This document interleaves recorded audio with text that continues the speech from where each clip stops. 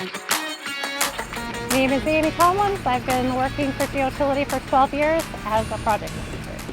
We are a full-service design and installation HVAC company that focuses on geothermal systems.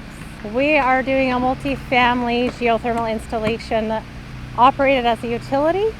We have a 60G excavator for excavation and backfill. We've been a Rent One customer for, I want to say, 4 or 5 years, since 2015. For earth-moving equipment, I don't go anywhere else.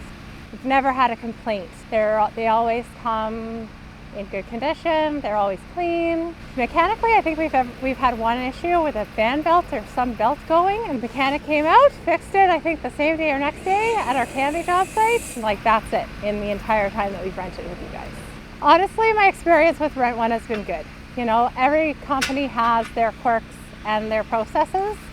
I don't think I would have stayed with Rent One for as long as I have if I wasn't happy from beginning to end. You guys have always gone over and above, from helping us sort out pulling out a drill rig from a 60-foot excavation in downtown Vancouver to helping us out with equipment that we need on a regular job site. So I'm well looked after. It's reliable. You go the extra mile. It's not complicated. I don't have to explain basic things.